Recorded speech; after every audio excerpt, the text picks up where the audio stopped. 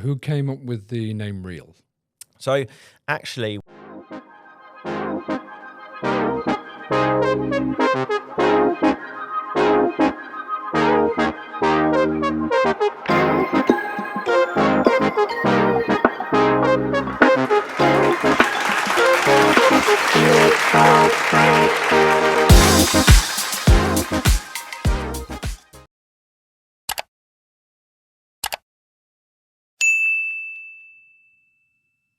Hello everybody, my name is Dan Roberts and this is Real Talk. Today we have got a very special guest. I would like to introduce you to Mr. Liam McEntegart. Welcome to the show. How you doing, my friend? I'm really good, thanks, Dan. And you even got my surname right, which Did is I? brilliant. A lot of Thank people you. mess that one up. No, ever since the Austin incident where he pulled me on actually getting his surname wrong, I've been really careful with that. Hello everybody, my name is Dan Roberts and welcome to Real Talk. Today's guest is Austin Robson. He is the head of charity partners and he's been with the company for 3 years. Hello Austin and welcome to the show. How are you doing? You fluffed me name. So would you like to tell everyone what it is you do, your position in the company, how you got into fundraising in the first place, stuff like that? Yeah, I'm the managing director of Real Fundraising now, but one of the founders. I've been here since 2009, and I started my journey as London Ops Manager, and since 2012 was working in client services as the client services director. Mm-hmm. Since February was interim managing director, and formally since April I've been the managing director of Real. Okay. So obviously, been here a very long time, since the beginning. So yeah, lots of great stories and lots of, lives changed. In terms of how I got into fundraising, I think it's like a lot of people. It wasn't a career I was looking for, that's for sure. I grew up in Australia. I studied engineering and geology, and I was actually, on the path for kind of destroying the environment. Mining for gold. I worked as a student at a gold mine, big, massive gold mine in Australia. Where they kind of fly you in, fly you out. For 14 days work and things like that, and really had no plans to work in anything like fundraising. Okay. I actually was born in the UK, but I moved back here when I was 20 on a gap year from university, and that's where I actually met my current wife, and we decided it was better to live here than live in Australia and whatnot, and back and forth. So moved back to the UK permanently and was looking for work, and had a call from a fundraising agency many years ago now. I got into fundraising in 2003, I think it was, December 2003. Got a call from an agency at the time looking for street fundraisers for Amnesty International, which really kind of shaped a lot of me in terms of what I bring to the business now as well. And I started work as a street fundraiser in London. First day outside Charing Cross Station in the rush hour, which obviously is pretty daunting for a street fundraiser to just have tens of thousands of people streaming past you, but really kind of shaped my values and changed my kind of attitude to work. And after that, I actually got offered jobs in geology and stuff, and I turned them down because I really loved what I did. I loved fundraising and wanted to give that a bit more of a crack. Yeah, it got in my skin as well. I think it's a job that does. I think when you realize the impact that you can have, the conversations you can have, it really changed the way in which I kind of perceive myself and brought me out of my shell. Definitely. I know that some of your previous guests have talked about, they pull on the shirt and they feel like kind of a superhero. Yeah. And that was like 100% the analogy for me. Like if I took that shirt off, I wouldn't say boo to a goose. I wouldn't approach a stranger in the street ever. If anything, I'll be the opposite. I always try and avoid speaking to people wherever possible. But being a fundraiser really changed that. I could approach anyone, from, a big CEO in a high-end suit walking down through the Strand, through to someone, that's, just a run-of-the-mill type person and everything. So really changed my character and shaped what I thought about the world. Obviously, Amnesty International being a human rights charity, which I worked on for probably the first 2 years, you really learn that we're actually pretty lucky living in the UK. And there's people going through horrendous situations globally. Obviously, sometimes that governments have, a hand in, and other times, people or criminals. And when you hear about some of those stories, it really makes you realize how you can make a difference and how you can change the world. Yeah, change the world. Yeah. Yeah, that's the thing. It's like I've said this before, and I'll say it, but people just don't understand the skill set that you can learn in this job. It changes you. It changes the way that you view the world. It changes the way you speak to people. It changes the way that you have conversations. It makes you a better person. I genuinely believe that. So, what about hobbies and interests and stuff like that? Anything like that do you do outside of work, or is it just all work? No, it's definitely not all work. I think all work, doesn't lead to a great mental health and True. A great personal life. I mean, previous hobbies, they're probably on the downplay a little bit at the moment, but I got into running a few years ago. Okay. I've run the London Marathon for several different charities. I think I've done 10 or 11 marathons over time. I got into triathlon after that and did a couple of Ironman triathlons, which obviously was, a huge time and kind of training commitment. For those people who don't know, an Ironman is kind of a 3.5 mile swim, roughly 112 mile bike, and then a marathon at the end. And you've done that? I've done that twice. I did it one in 2014 in Bolton. Right. And then one in 2017, just before my son was born, in Barcelona. I save my running for if I'm being chased, or if I'm trying to catch McDonald's breakfast before 11 o'clock. Yeah. But that's really impressive. Does that take a lot of training, or? Yeah, I mean, it was 10, 12, 15 hours of training a week. An Ironman itself, so the one I did in Barcelona took like 10 hours and 45 minutes roughly from start to finish. But I think the average completion time for an Ironman is probably 12, 13 hours or something like that. And you did it in? 10 hours 43. Not to brag or anything like that. Which I was very happy with. That's not considered probably a really fast time. I think the fastest times for an amateur would be, in the 8 hour something now, I think. And I think the professionals do it in like 7 hours 30, 7 hours. Still 40. a lot though, isn't it? Yeah, it is a lot. Obviously it's a huge training commitment, and then I was due to do another one during COVID, but obviously COVID put a dampener on that, and that's probably taken a bit of a backseat now. So I've got 2 kids, obviously, a lot on work-wise and stuff. So I still keep myself relatively fit. I run kind of 30 to 40 kilometers a week, cycle a couple of times a week, keep myself active, and that's probably the main thing that keeps me sane and keeps me mostly balanced. I think I can tell. My wife can often tell if I haven't gone for a run for a few days, and obviously, work is a lot on, and looking after 2 young kids, etc., and whatnot. She'll be like, "You need to go for a run. Yeah. You need to go for a run, or you need to go for a bike ride." So off you go. So it's a stress reliever as well. 100%. And even though, like, a lot of the time when I'm out running or I'm out cycling, I'm actually thinking about work or family or to-do lists or whatever. It's just a time to like have that time away from computer, Slack, notifications, emails, etc., and just kind of process a lot of stuff and think, what am I going to do here? What am I going to do there? And I think a lot of people, I listen to a lot of podcasts as well as Real Talk, and you hear, like CEOs talking about their best brainstorming moments are when they're in the shower. I guess it's when nothing else can bother you and you have that moment. You can't be on your phone when you're on a bike, right? Or when you're out running. So it definitely really, really helps. And that's helps keep me healthy and both physically and mentally. I mean, mental health's really important. I mean, I'm glad that nowadays it's spoken about and it's recognised, whereas obviously me and you similar ages, and when we were younger, it wasn't really spoken about. You man up, get on with it. Yeah, exactly. But the truth is, a lot of people struggle, and a lot of people's like suffer in silence as well. I've had my share of mental health issues, but mine was different. I never had any at all, and then everything hit me about 2 years ago all at once. And it took me a while to get out of that. And that was just mainly having a plan. Just literally writing down what I need to do in what stages and putting it on a calendar.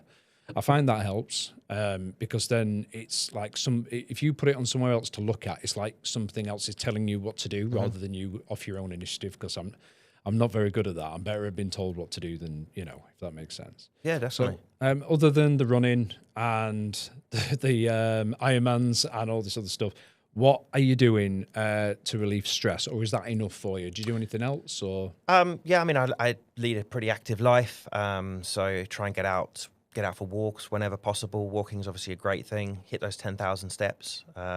We have an app which we use with all of the office staff and the ops support team and stuff. How many counts your steps? we have like a leaderboard of that. So try and make sure I'm always up at the top of the leaderboard. And apart from that, spending time with friends, spending time with the kids and a wife and getting out and doing stuff. And that's pretty much it. Are you a competitive person? Probably less so now than I was. Okay. I've maybe mellowed in my older age. But yeah, I still like to be competitive. So yeah, for sure. Yeah, I am very, very. I think it's a good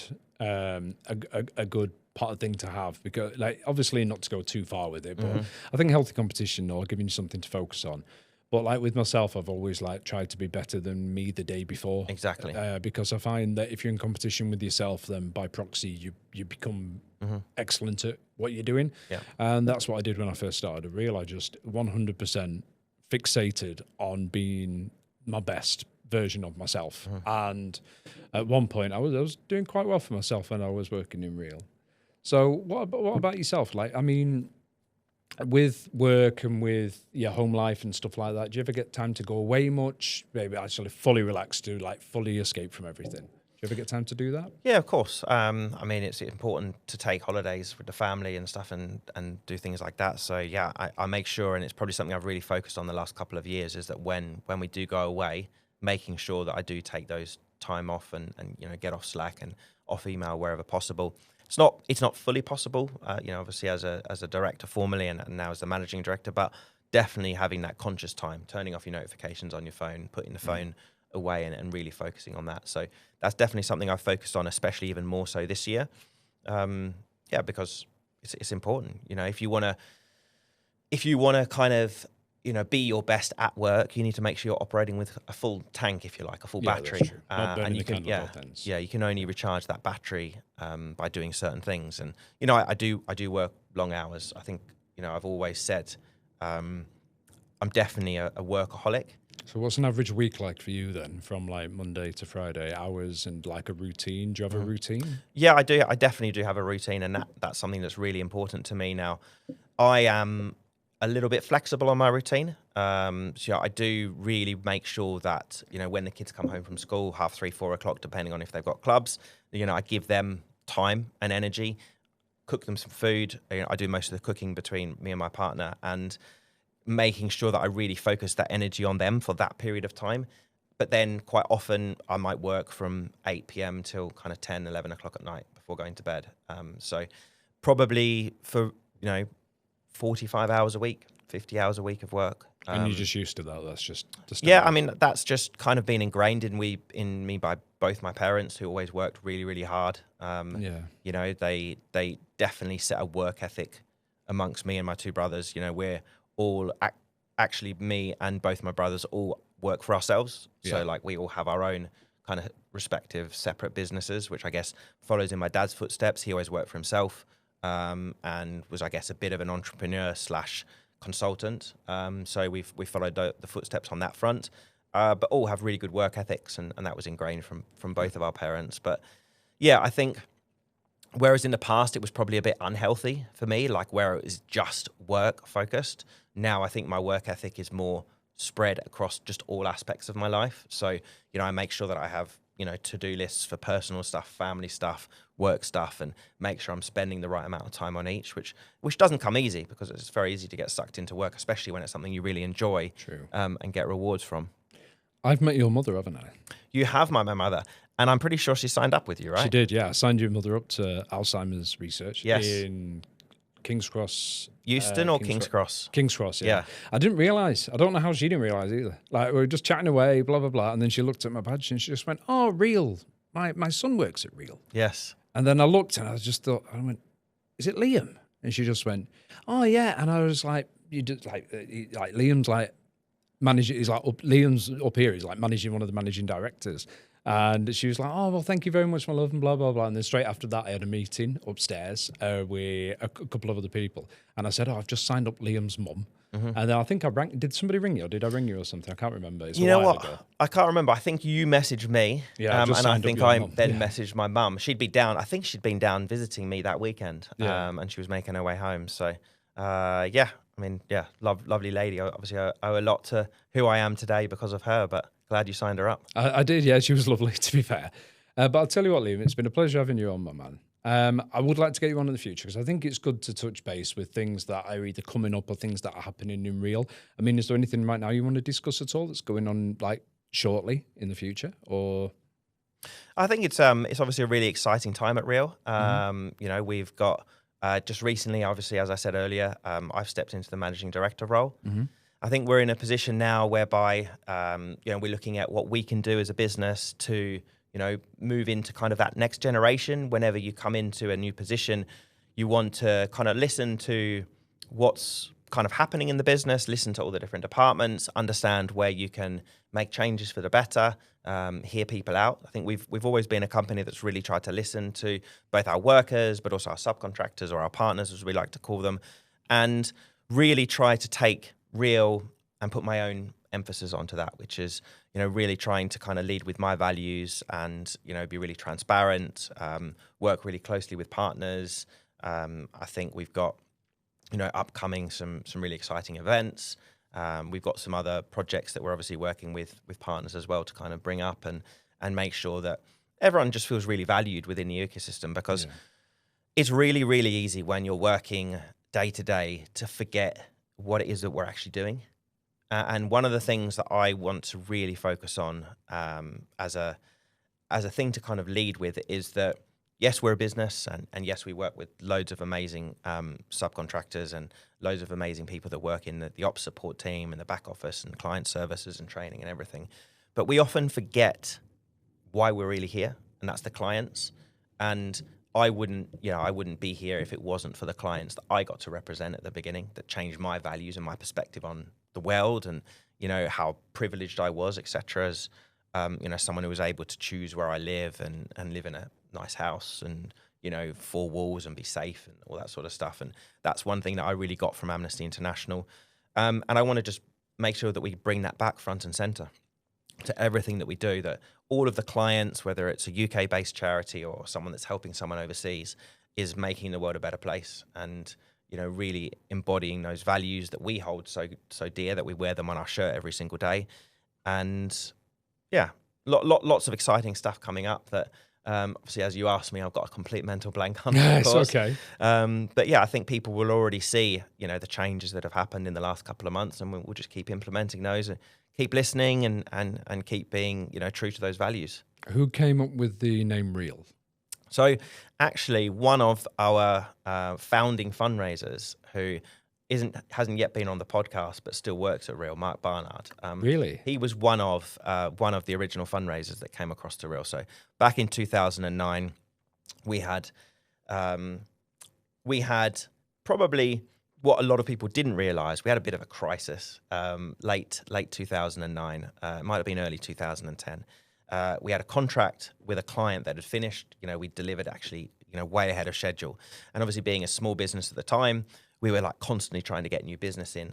I was the London manager at the time, but our client services director at the time, Corinne, was working really hard to get another client on board, which ended up being World Vision, children's sponsorship charity. But we had 3 or 4 days where we literally had no work for all of the fundraisers in the company. Oh, right. And so we brought everyone in and we did a whole culture workshop, brainstorming around our values, brainstorming around how we want the company to be. And the fundraisers came up with the name. We were Real Fundraising before we were actually Respect, Ethics, Activism and Love. And really? It's so that the name existed before the values. Who came up with that? To be honest with you, I couldn't say exactly who came up with the name Real Fundraising. No, I mean the Respect, Ethics, Activism. The fundraisers. There's the fundraisers. Yeah, the fundraisers. So we had maybe 20 to 30 fundraisers at the time, spread across London Door, London Street, private site and roaming. And yeah, they were all in a room together, and that was part of the exercise is what does Real stand for? What do we want to embody as a company moving forwards? At the time, we'd been around for 3 or 4 months. And yeah, Mark, being one of those original fundraisers, helped contribute to that, and obviously still works with us today, and is, you know, now celebrated over 10,000 donors that he signed up, and still does a great job for us as well. So Yeah, couldn't say exactly who it was, which fundraiser, but yeah, he was definitely a contributor. And when it comes to the boycotts and the ethical attitude in general towards fundraising and everything, all aspects that you do, really, not just the fundraising side, even in the office and recycling and everything that you implement. Who was the one that came up with the idea of the boycotts and becoming B Corp and all this and going in that direction? Or was it a joint decision? I think, yeah, it was definitely a joint decision. As a business, when you work for charities, you want to do the right thing. You want to make the right decision. And just the more and more that we kept going and we kept trading, and we realized that the more we lean into the values, the more we lean into those values of respect, ethics, activism, and love, actually, the better we do. Yeah. Because we get more loyalty from our staff, we get more loyalty from our clients, we build better relationships. And you know, we've definitely gone through kind of peaks and troughs of that adherence to the values, or perhaps putting them front and center all the time. But you know, you look at, for example, during COVID, we stuck true to those values. I can remember being on a call early days where we're like, look, we've got money in the bank. We just keep spending it until it's all gone. We pay everyone. No one goes without a penny. And then obviously they brought in the furlough scheme and the government support schemes and all of those sorts of things. But by leaning into those values at the time, when we came out of COVID, we had everyone still working for us. You know, everyone was still there and really loyal and a great community of fundraisers. And we really went from strength to strength after that. But in terms of B Corp, I can't claim that it was me that came up with that idea. That was James Davis. He sent a podcast through that he was listening to, which was actually, I think it's Ewan Davis, his name is, BBC. Okay. And it was about better business. And he had Danone Europe on, he had the head of B Lab UK, and a couple of other kind of CEOs on, talking about business and what business needs to do to shape the future, etc. And when the lady, I think her name was Kate Sandel at the time, when she was the CEO of B Lab, started talking about what this B Corp thing was, which none of us had ever heard of, we were like, you know, this is everything that we talk about real behind the scenes. This is like a certification to prove that. And that was 2018. And by late 2018, we'd certified, and we really lent into that and realized that if we keep recertifying and looking at the assessment and seeing what else we can do, we could really shape ourselves as a business to be a leader in the sector. And I think after our last recertification, with everything that we implemented as a business, we were the second highest B Corp in the UK. And fantastic. You know, we're not quite that high anymore, but we're going through recertification at the moment. Yeah. And we'll probably come around top 10. But you know, at the time there was, I think, 380 B Corps when we first certified. There's now, I think, over 3,000 or 2,500 in the UK alone. And you know, some really big companies are really leaning into that movement and understanding that it's what the public want. Public recognition of B Corp is now around 45%. So people know what that symbol means. They know that it's respected in business and that those businesses are doing good for people, planet, environment, etc.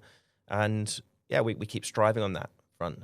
And even if you just look in the charity sector, I think there's now maybe 10 or 11 agencies in the whole charity sector that are kind of B Corp certified. We're the only face-to-face agency in the UK. There's one in the US as well. But there are lots of other agencies that work in marketing, advertising, compliance, etc., that are also B Corp certified. So definitely the future for business, especially in our sector of doing business for good. I mean, when I first joined Real and I saw I'll be honest with you, Real Fundraising has completely changed me as a person, like for the better, like completely. When I came to join, I mean, I don't know if you know how it came about with me coming to Real, but like I was very ill and I was bedridden for a year. Mm-hmm. And when I started to get better, I wanted to give something back. So I Googled and I found Real.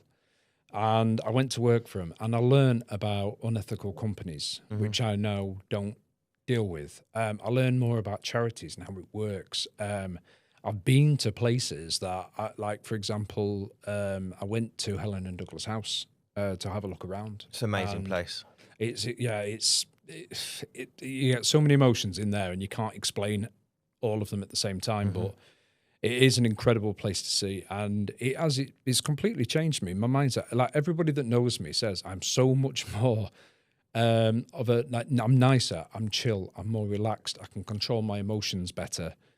Like, for example, like with work, you're going to get no's, and unfortunately, you get some people that are abusive throughout the day, and it thickens your skin, and it makes you better people. And as much as I've said this on so many different podcasts about this, no one's really going to understand it unless they do it. Exactly right. Yeah. Because once I think everyone should. I think everyone should leave school and do a year fundraising, because it will help them. Just like they'll learn more in that 1 year with fundraising as regards about just general communication. Because let's face it, when you go into the big wide world, if you can't hold a good conversation and be able to be articulate and put your point across in an intelligent way, then you're going to struggle with work. You're going to struggle with social environments. And this is what fundraising does for you. And it's amazed me, because before I started, I'd walk down the street and someone's tried to stop me, and I'm like, nah. And then I look back and I feel guilty for the fact that I didn't stop and speak to people, because back then it was an inconvenience. But the truth is, the view of fundraising has been an inconvenience, needs to be changed, because we're out there to make a difference and raise money for charities that we're representing.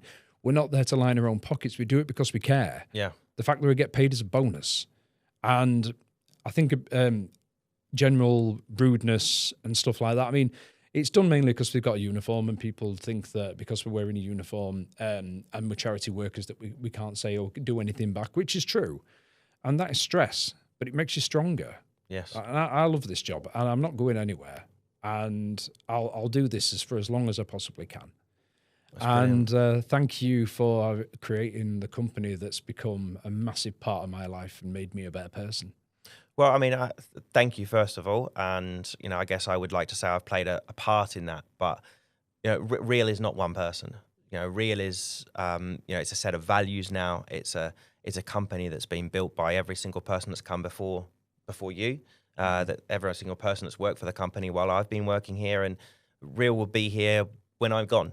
I hope, sharing those same values, leading from the front in terms of what we do. And yeah, I think that it's obviously, I love hearing stories like this because it mirrors my own. I wouldn't be in this if it wasn't for the agency I worked for at the time and the values they had, the charities I had the chance to represent, and the position I found myself in terms of, how lucky I am in terms of who I am and, my lifestyle, etc. Because a lot of people don't have that opportunity on this planet, and we have an ability to earn money. Yeah, we can earn money, but make the world a better place. No, I agree. And that's the big one for me. That I leave with my kids. It's like that legacy, isn't it? It's what's going to be your legacy, and what are people going to what are people going to write on your tombstone? Because people don't write on there, yeah, he was the CEO of Barclays and he earned loads of money. No, not true.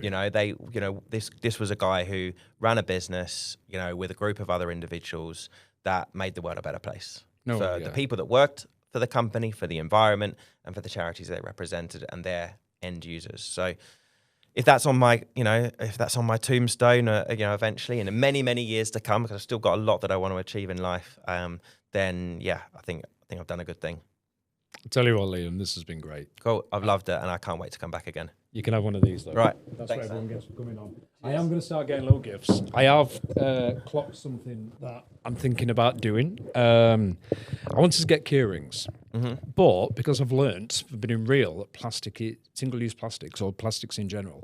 So I found a place that does wooden key rings that burns your logo onto it, and I'm thinking about getting them in and giving them to people that love it. The show. Yeah, love it. Well, thanks for coming, man, and thank you for watching. So my name is Dan Roberts. This has been Real Talk. So with respect, ethics, activism, and love, take care, and I'll catch you on the next one.